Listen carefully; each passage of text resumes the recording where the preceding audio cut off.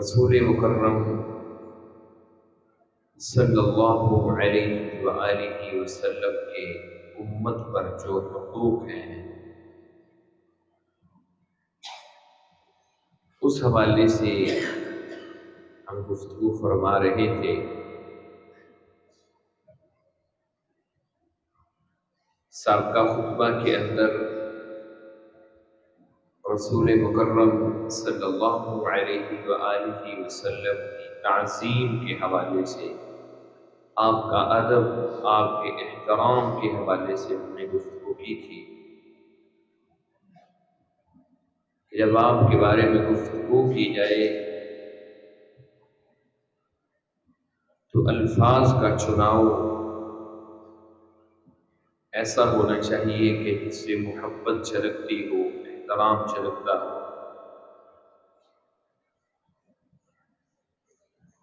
آج کے خطبہ کے اندر رسول مکرم صلی اللہ علیہ وسلم کا دوسرا حق جو اس امت کے اوپر ہے اس کے حوالے سے گفتگو کریں گے۔ وہ دوسرا حق یہ ہے کہ جب پیارے نبی محمد رسول اللہ صلی اللہ علیہ وآلہ وسلم کا نام آئے تو اس وقت آپ کے اوپر درود پڑھنا، آپ کے اوپر سلامتی بھیجنا،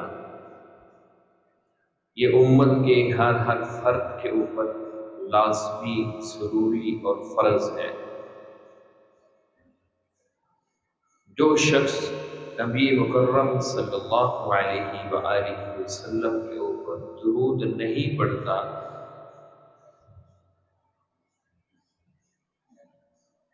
ہم سمجھتے ہیں کہ اس کا رسول اللہ صلی اللہ علیہ وسلم کے ساتھ کوئی تعلق نہیں ہے۔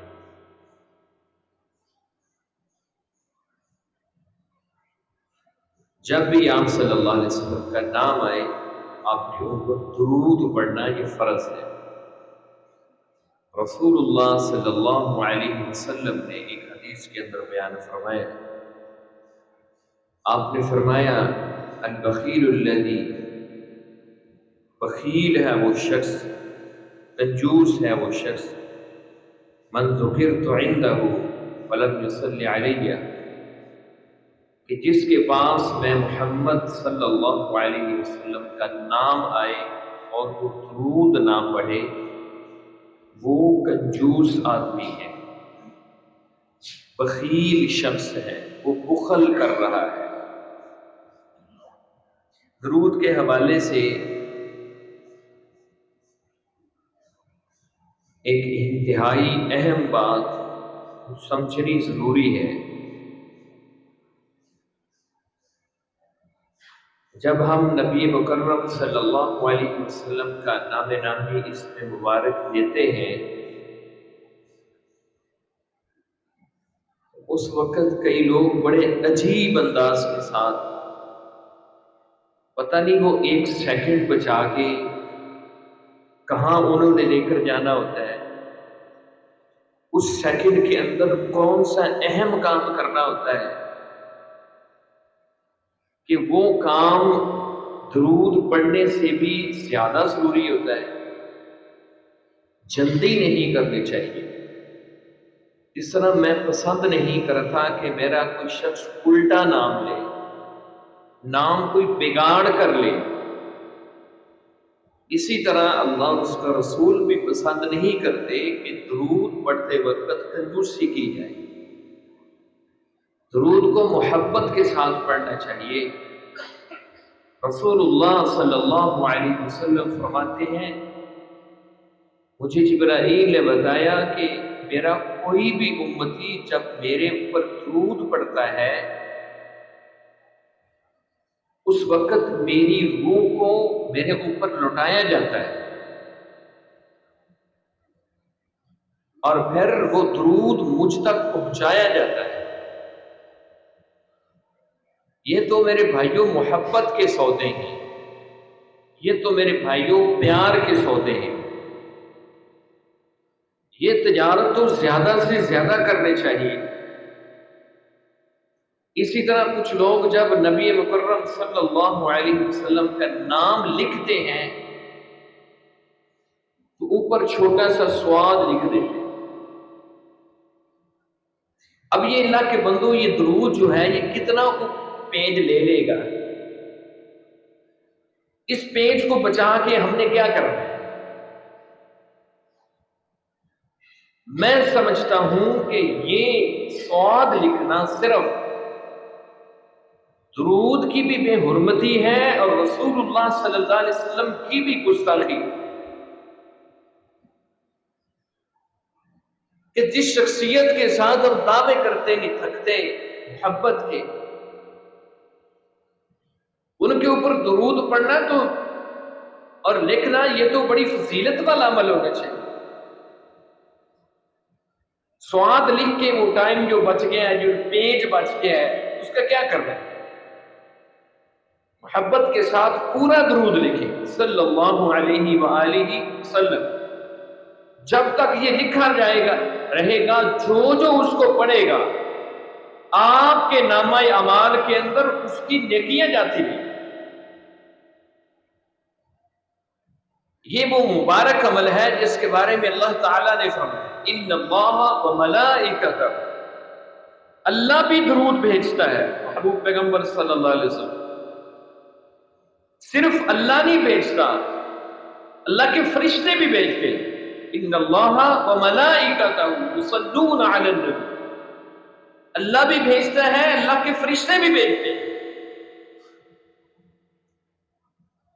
پھر مومنوں کو اسپیشل حکم دیا یا ایھا الذین آمنوا صلوا علیہ وسلموا تسلیما، اے ایمان والو تم بھی پیارے پیغمبر علیہ السلام کے اوپر درود بھی بھیجو، سلامتیاں بھی بھیجو۔ اب اللہ کیسے بھیجتا ہے؟ فرشتے کیسے بھیجتے ہیں؟ ایمان والے کیسے بھیجتے ہیں؟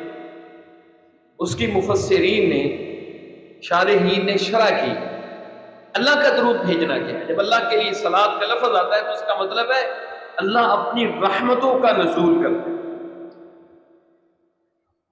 اور جب یہی لفظ فرشتوں کے لیے استعمال ہوتا ہے تو اس کا مطلب ہوتا ہے فرشتے اس کے لیے دعا کرتے ہیں، اللہ کے پیغمبر صلی اللہ علیہ وسلم کے لیے دعا کرتے ہیں فرشتے۔ اور ایمان والوں کو کہا گیا ہے کہ تم بھی اللہ کے پیغمبر کے اوپر درود بھیجو۔ ہم کیسے درود بھیجتے ہیں؟ ہم اللہ سے دعا کرتے ہیں کہ یا اللہ تو اس پیغمبر کے اوپر اپنی رحمتوں کا نزول کر۔ رسول اللہ صلی اللہ علیہ وسلم، آپ صلی اللہ علیہ وسلم نے صحیح مسلم کی ایک حدیث کے اندر فرمایا من صلی علی واحدۃ، جو میں محمد صلی اللہ علیہ وسلم کے اوپر درود پڑھتا ہے، میرے اوپر درود پڑھتا ہے، اللہ کیا کرتا ہے؟ صلی اللہ علیہ بہا عشرا، اللہ رب العزت اس بندے کے اوپر 10 رحمتیں نازل کرتا ہے۔ اللہ کی رحمت بڑی قیمتی چیز ہے۔ جس شخص کے اوپر اللہ کی رحمت آ گئی وہ اس دنیا کے اندر بھی کامیاب ہے، کل قیامت والے دن بھی اللہ کے نزدیک کامیاب ترین شخص جس کو اللہ کی رحمت مل گئی۔ جب کسی بندے کے لیے فرشتے دعائیں کرتے ہیں نا، جب کسی بھی بندے کے لیے فرشتے دعائیں کرتے ہیں تو 2 دعائیں کرتے ہیں۔ وہ دعائیں کیا ہوتی ہیں؟ اللہم اغفر لہ وارحمہ۔ جہاں بھی احادیث کے اندر اللہ کے رسول علیہ السلام نے بتایا ہے کہ فلاں وقت کے اوپر کوئی بندہ فلاں کام کرے گا، فرشتے اس کے اوپر اس کے لیے دعائیں کرتے ہیں، وہاں صاف وضاحت فرمائی وہ اللہ کی رحمت کی دعائیں کرتے ہیں، اللہ کی طرف سے بھیجی ہوئی مغفرت کی دعا کرتے ہیں۔ یہ 2 ہی تو چیزیں ہیں ایک ایمان والے کے لیے سب سے قیمتی جمع پوری۔ جس شخص کو اللہ کی رحمت مل گئی، جس شخص کو اللہ کی رحمت مل گئی، اس سے کامیاب ترین شخص اللہ کی زمین کے اوپر کوئی نہیں۔ تو نبی علیہ السلام کیا فرماتے ہیں؟ جو میرے اوپر ایک دفعہ درود پڑھتا ہے اللہ اس کے اوپر اپنی 10 رحمتیں نازل کرتا ہے۔ 10 رحمتیں نازل کرتا ہے۔ پھر ایک دوسری حدیث کے اندر نبی علیہ الصلوۃ والسلام نے فرمایا کہ اللہ اس کے 10 درجے بھی بلند کر دیتا ہے جو ایک دفعہ درود پڑھتا ہے۔ پھر فرمایا اللہ اس کی 10 گناہ بھی معاف کر دیتا ہے۔ ایک صحابی بیان کرتے ہیں کہ نبی صلی اللہ علیہ وسلم کے ساتھ ہم تھے ایک دفعہ، تو آپ ایک باغ کے اندر چل رہے تھے، چلتے چلتے آپ نے سجدہ کرنا شروع کر دیا۔ آپ نے سجدہ کیا، اتنا لمبا سجدہ کیا، صحابی بیان کرتے ہیں کہ مجھے تو خوف آنے لگا کہ اللہ کے رسول علیہ الصلوۃ والسلام کی روح نہ پرواز کر گئی، اتنا لمبا آپ صلی اللہ علیہ وسلم نے سجدہ کیا۔ پھر آپ نے سجدے سے سر اٹھایا۔ صحابی نے پوچھا اللہ کے پیغمبر چلتے چلتے آپ نے اس طرح سجدہ کیا، کس لیے کیا ہے؟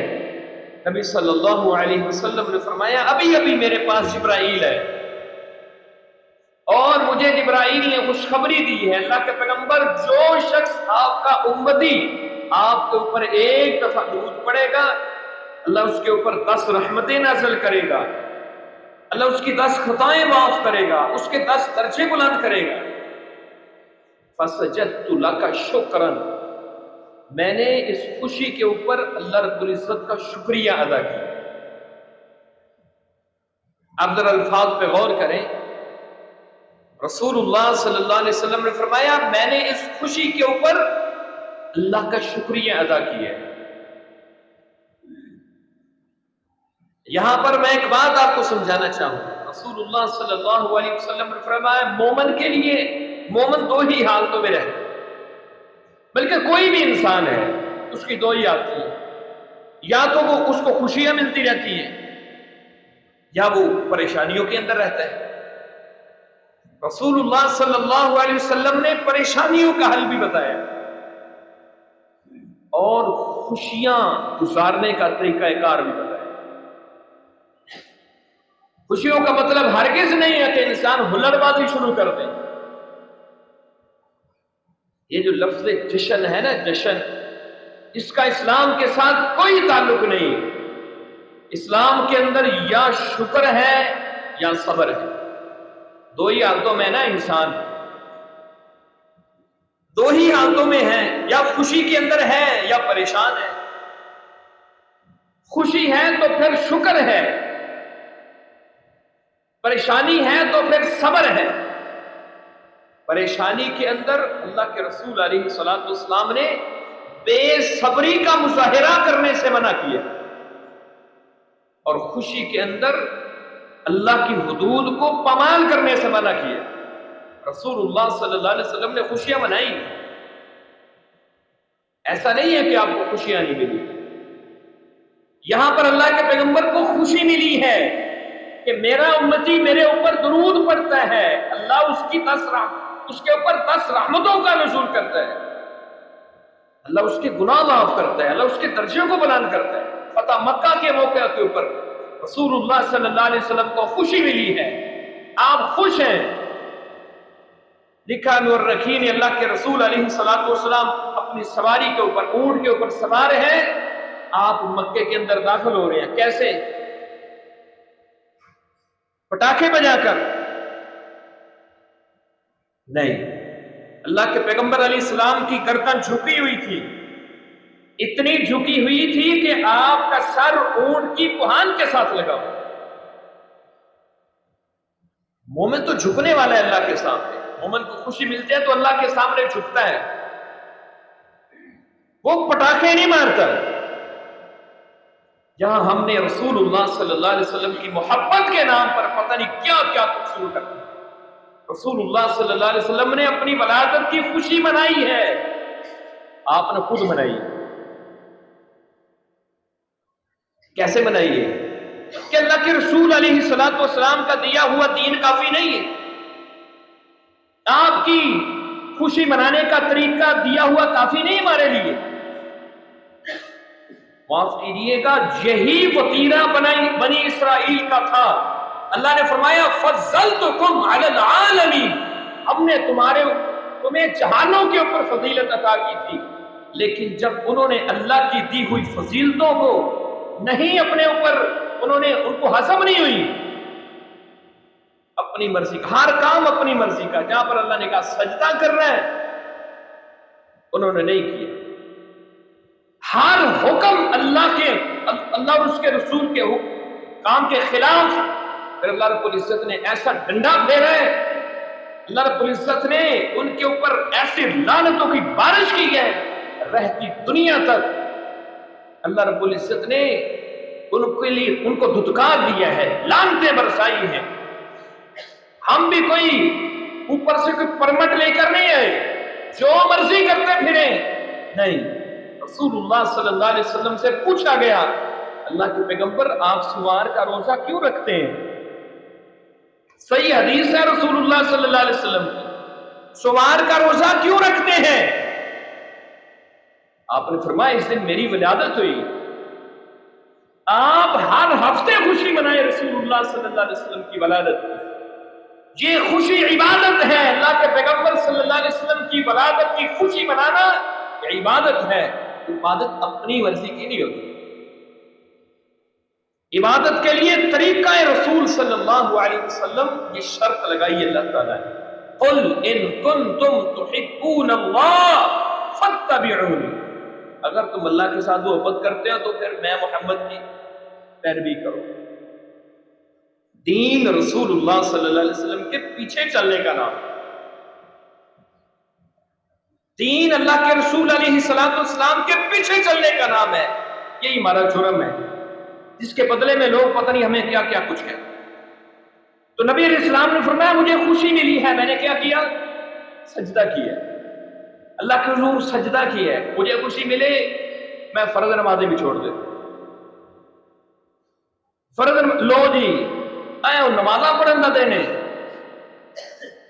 ہاں میں نے لوگوں کی زبان سے یہ الفاظ سنے، لو جی یہ نمازیں پڑھنے کا وقت ہے، یہ نمازیں پڑھنے کا دن ہے، انا للہ و انا الیہ راجعون، یہی دن تو نمازیں پڑھنے کا ہے، یہی دن تو اللہ رب العزت کا شکر کرنے کا ہے جب تمہیں خوشیاں ملی، یہ تو اللہ رب العزت کا شکریہ ادا کرنے کا دن۔ فرمایا کہ درود پڑھنے کی فضیلت اللہ رب العزت نے جبرائیل نے مجھے آ کر بتائی، بلکہ ایک حدیث کے اندر رسول اللہ صلی اللہ علیہ وسلم نے بتایا، آپ صلی اللہ علیہ وسلم نے فرمایا قیامت والے دن میرے نزدیک میرا سب سے قریب امتی وہ شخص ہوگا جو میرے اوپر کثرت سے درود پڑھتا رہے، کثرت سے درود پڑھنے والا، نبی علیہ السلام نے فرمایا قیامت والے دن وہ میرے سب سے زیادہ نزدیک ہو۔ اور ایک حدیث کے اندر نبی علیہ السلام نے دعا کے بارے میں بیان فرمایا، ان الدعاء موقوف بین السماء والارض، جب ایک انسان اللہ سے دعا کرتا ہے نا، اس کے اوپر اس نے درود نہیں پڑھا، وہ دعا زمین و آسمان کے درمیان معلق رہتی، اللہ تک پہنچتی نہیں، اللہ تک پہنچتی نہیں یہ دعا۔ مسجد نبوی کے اندر نبی علیہ السلام تشریف فرمائے ہیں، ایک بندہ آیا، اس نے جلدی سے ہاتھ اٹھائے اور مانگنا شروع کر دیا، یا اللہ مجھے یہ بھی دے دے، یا اللہ مجھے یہ بھی دے دے۔ نبی صلی اللہ علیہ وسلم نے کیا فرمایا؟ آپ نے فرمایا عجلتا ایھا المصلی، یا دعا کرنے والے تو نے جلدی کی ہے، اے دعا کرنے والے تم نے جلدی کی ہے۔ اللہ کے پیغمبر کیا کرنا تھا؟ کیا کرنا تھا؟ نبی علیہ السلام نے فرمایا تیرے لیے یہ ضروری تھا کہ جب تم اپنے رب کے سامنے ہاتھ اٹھاتے تو اللہ کی تعریف کرتے، اللہ کی حمد و ثنا کرتے۔ سورۃ اخلاص بہترین سورت ہے اللہ کی تعریف، کسی کو کچھ نہیں آتا، سورۃ اخلاص تو ہر بندے کو آتی، وہ پڑھ۔ اور اس میں اعظم کے بارے میں رسول اللہ صلی اللہ علیہ وسلم فرماتے ہیں جو بندہ اس میں اعظم پڑھ کے اللہ سے جو بھی دعا کرتا ہے اللہ وہ دعا ضرور قبول کرتا ہے۔ اس میں اعظم کیا ہے؟ سورۃ بقرہ آل عمران کی پہلی آیت، الف لام میم اللہ لا الہ الا هو الحی القیوم، یہ اس میں اعظم ہے، یہ پڑھ کے اللہ سے جو بھی انسان مانگے گا اللہ ضرور عطا کرے۔ تو نبی علیہ السلام نے فرمایا سب سے پہلے تم اللہ کی تعریف کرو، پھر فرمایا پھر تم میں محمد صلی اللہ علیہ وسلم کے اوپر درود پڑھو۔ یہ دو کام کرنے کے بعد انسان اپنے رب سے جو بھی مانگے گا اللہ اس کو ضرور عطا کرے۔ بلکہ ایک حدیث کے اندر یوں الفاظ ہیں کہ سیدنا ابی بن کعب رضی اللہ تعالیٰ عنہ نے پوچھا نبی علیہ الصلوۃ والسلام کہ اللہ کے پیغمبر میں آپ کے اوپر کتنا درود پڑھوں؟ اور ایک دوسری روایت کے اندر ایک آدمی کے الفاظ ہے، وہ کوئی بھی شخص تھا، اس نے نبی علیہ السلام سے آ کر پوچھا کہ میں آپ کے اوپر کتنا درود پڑھوں؟ تو آپ نے فرمایا کہ تیرا دل کرتا تم پڑھ لو۔ اس نے کہا اللہ کا پیغمبر میں اپنی دعا کے 4 حصے کروں گا، اللہ کی حمد و ثنا کرنے کے بعد اپنی دعا کے 4 حصے کروں گا، ایک حصہ درود پڑھوں گا، 3 حصے اپنے رب سے اپنی حاجتیں مانگوں گا، اپنی ضرورتیں مانگوں گا۔ نبی علیہ الصلوۃ والسلام نے فرمایا ٹھیک ہے، لیکن کیا آپ نے فرمایا فَإِن زِدْتَ فَهُوَ خَيْرٌ لَكَ، اگر تو اس کو زیادہ کر لے گا نا اس میں تیرا فائدہ ہے۔ اس نے کہا اللہ کے پیغمبر پھر ہم ایسے کرتا ہوں، میں آدھا درود پڑھوں گا، جتنا وقت میں نے دعا کرنی ہے نا آدھا درود پڑھوں گا اور آدھا اپنے لیے کچھ مانگوں گا۔ نبی علیہ الصلوۃ والسلام نے پھر وہی الفاظ دہرائے، آپ نے فرمایا ٹھیک ہے لیکن تو زیادہ کرے گا تو تیرا فائدہ ہے۔ اس نے کہا اللہ کے پیغمبر 3 حصے درود، 1 حصہ اپنے لیے۔ نبی علیہ السلام نے پھر وہی الفاظ دہرائے۔ اس نے کہا اللہ کا پیغمبر اگر اس سے زیادہ درود پڑھنے میں میرے لیے فائدہ ہے تو پھر مجھے اور کیا چاہیے؟ پھر میں اپنے لیے کچھ نہیں مانگوں، میں اپنے لیے کچھ نہیں مانگوں گا، میں آپ کے اوپر درود ہی پڑھتا رہوں گا۔ اور رسول اللہ صلی اللہ علیہ وسلم نے فرمایا، آپ نے فرمایا اگر تم ایسا کر لو گے نا تو اللہ تمہیں 2 انعام دے گا۔ اذا تکفا ہمک، اللہ تیری دنیا کی ساری ضرورت پریشانیوں کو ختم کر، تیری ساری ضرورتیں اللہ اپنے ذمے لے لے۔ وَيُغْفَرُ لَكَ ذَنْبُكَ، اللہ تیری زندگی کے سارے گناہوں کو بھی معاف کر۔ یہ تو محبت کے سودے ہیں۔ اب سوال یہ پیدا ہوتا ہے کہ درود پڑھنا کیا ہے؟ نبی علیہ الصلوۃ والسلام نے جو اتنی فضیلت بیان کی ہے درود پڑھنے کی، آخر کچھ دیا بھی ہوگا یا نہیں؟ مجھے انصاف سے بتائیں کہ اللہ کے رسول علیہ الصلوۃ والسلام کا بتایا ہوا درود بہتر ہے یا کسی عام انسان کا بنایا ہوا درود بہتر ہے؟ کیوں جی؟ اللہ کے رسول علیہ الصلوۃ والسلام کا دیا ہوا درود بہتر ہے، بہتر نہیں بہترین ہے۔ بخاری کے اندر روایت ہے رسول اللہ صلی اللہ علیہ وسلم سے صحابہ کرام نے پوچھا، جب یہی آیت نازل ہوئی جو میں نے شروع میں پڑھی ہے، یہ آیت نازل ہوئی تو صحابہ کرام نے پوچھا اللہ کے پیغمبر سلام تو ہمیں آپ نے سکھایا ہے، سلام تو ہمیں آپ نے سکھایا ہے، تو جب نماز میں پڑھتے ہیں السلام علیکہ ایھا النبی ورحمۃ اللہ وبرکاتہ، درود کیسے پڑھیں؟ نبی صلی اللہ علیہ وسلم نے درود ابراہیمی سکھایا، اللہم صلی علی محمد وعلی آل محمد کما صلیت علی ابراہیم۔ اسی طرح اسی درود کے اندر تھوڑی بہت کمی بیشی کر کے بخاری کے اندر وہ درود بھی موجود ہے۔ اسی طرح اتنا درود بھی ثابت ہے، کوئی بندہ پورا نہیں پڑھ سکتا کہ تو اتنا پڑھ لے اللہم صلی علی محمد وعلی آل محمد۔ اسی طرح صلی اللہ علیہ وسلم، یہ بھی درود ہے، یہ نبی صلی اللہ علیہ وسلم سے ثابت ہے، اور ہمارے لیے یہی کافی ہے درود جو رسول اللہ صلی اللہ علیہ وسلم دے کر گئے، اور اسی کے اوپر فضیلت ملے گی۔ جو ساری فضیلتیں رسول اللہ صلی اللہ علیہ وسلم نے بتائی وہ ساری فضیلتیں اسی درود کی ملے گی جو رسول اللہ صلی اللہ علیہ وسلم دے کر گئے ہیں، اسی کو اپنے لیے کافی سمجھیں۔ تو میرے بھائیوں، آپ صلی اللہ علیہ وسلم کا حق ہے، دوسرا حق کہ آپ کے اوپر درود پڑھا جائے۔ جو بندہ رسول اللہ صلی اللہ علیہ وسلم کے اوپر درود نہیں پڑھتا وہ جتنے مرضی محبت کے دعوے کرے وہ گستاخ ہے۔ اللہ کے رسول صلی اللہ علیہ وسلم کا تو ہو سکتا ہے نافرمان تو ہو سکتا ہے، اللہ کے رسول علیہ السلام کے ساتھ اس کا کوئی تعلق نہیں جو رسول اللہ صلی اللہ علیہ وسلم کے اوپر درود نہیں پڑھتا۔ ہمارا جرم پتہ ہے کیا ہے؟ ہمارے بارے میں آپ لوگوں سے سنتے ہوں گے کہ یہ درود کے منکر ہیں۔ ہمارا جرم یہ ہے، ہم کہتے ہیں بس وہی درود ہمارے لیے کافی ہے جو رسول اللہ صلی اللہ علیہ وسلم دے کر گئے، اس کے بغیر ہمیں کسی کے دیے ہوئے درود کی ضرورت نہیں ہے۔ اسی طرح رسول اللہ صلی اللہ علیہ وسلم نے فرمایا، جو بندہ آخری بات کر کے گفتگو کو ختم کرتے، آپ نے فرمایا کہ جو بندہ صبح 10 مرتبہ اور شام کو 10 مرتبہ میرے اوپر درود پڑھتا ہے، ہر بندے کی خواہش ہے کہ قیامت والے دن اللہ کے پیغمبر میرے لیے سفارش کرے۔ آپ نے فرمایا جو صبح 10 مرتبہ شام کو 10 مرتبہ میں محمد صلی اللہ علیہ وسلم کے اوپر درود پڑھتا ہے، میں محمد قیامت والے دن اس بندے کے لیے سفارش کروں۔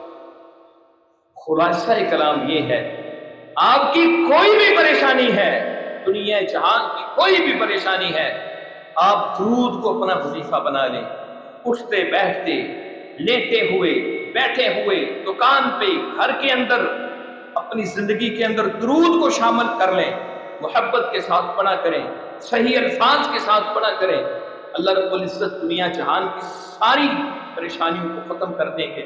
یہ میں نہیں کہہ رہا، رسول اللہ صلی اللہ علیہ وسلم کا فرمان ہے۔ اللہ رب العزت سے دعا ہے کہ اللہ ہمیں صحیح معنوں میں دین اسلام کے اوپر چلنے والا بنا دے۔ وآخر دعوانا الحمدللہ۔